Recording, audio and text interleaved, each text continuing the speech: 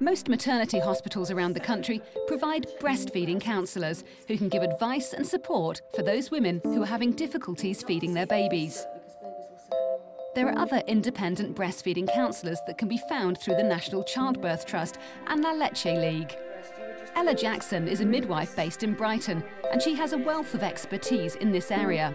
Just hold him closer in so then he would start that feeding reflex again. Linda Biggers has come to Ella's drop-in clinic with her son Benjamin to see why he is constantly feeding. I've just completed my 3rd night, so this is my 4th day of him screaming for food exactly every hour and a half. So every hour and a half he feeds for 15 minutes on one side and 15 minutes on the other side, passes out. If it's in the nighttime, he'll pass out for an hour and a half, and if it's in the daytime, he might sleep for an hour and a half, or he might want to play for an hour and a half. But it's like clockwork. It does sound like a classic growth spurt, yeah. And they can last sometimes 3 to 4 days, so he may suddenly come out of it.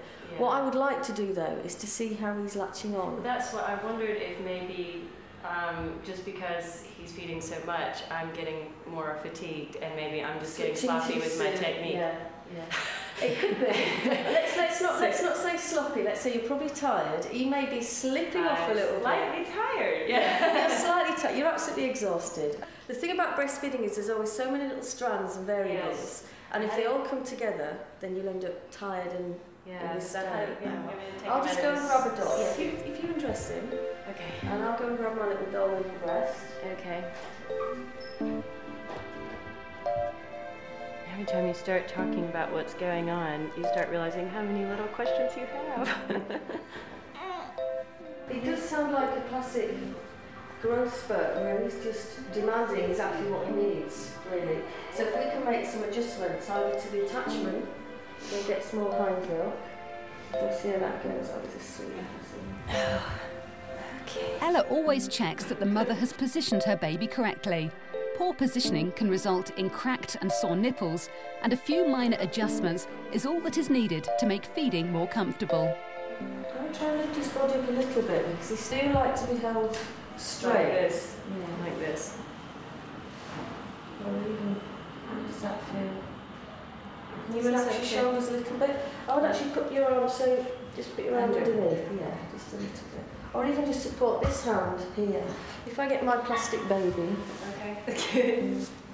The thing is, children, if they feel their bodies are coming off this way, yeah, they will grip on. It's a little bit like camping on a hillside. So if you still try and support him, his body, not doing the scissors with one leg at one arm down, but just holding him in. That's it. That's it. Just keeping the body as straight as possible, or just so that they don't feel they're slipping away. Yeah, okay. If the baby starts to slide away, yeah, then they tend to be more, they're feeding actually on the front of the breast, yeah, and not taking all the hind milk. The whole sort of philosophy behind breastfeeding is that it needs to be with his chin in and as close as possible and as much body contact with you, across you. So if he stopped feeding, say on this breast, you would just bring this arm in here just slightly more to put pressure on, and just hold him closer in, so then he would start that feeding reflex again. But what's your feeling on then changing breasts? Because what I've been doing is eventually he will start going like this and like tugging at the nipple, which I assume means he's trying to get more milk out and there's not any more there, and that's when I put him on the other side. The rule of thumb is, if he's gone on and done the quick, that's his jaw, the quick feeding, and as he's doing now, press, swallow, for say 10-15 minutes. Yeah, that's about... That's fine. If then he starts to tug off, then you would change. Okay. What we do say is if a baby's going on and is fast and getting agitated, some women keep changing, and all the baby's doing is getting squirts of formula. You're not doing that. He's actually getting a good feed. I did that once, but then he got really horrible tummy aches, so then I learned. What I really need is just a pile of DVDs and a pile of food and a water tank, and then I could just go for a few days in a row just. Do you tend to feed at home naked as well? So he would be skin to skin on you, or just in his nappy? No, not usually. Because that's I mean, I do in the morning and the evening, but randomly during the day. Yeah, you just obviously dress. Yeah. Because what they sometimes do like, if they do have a stomach complaint, or if their tummy's sore, they like to feel obviously the warmth of your skin.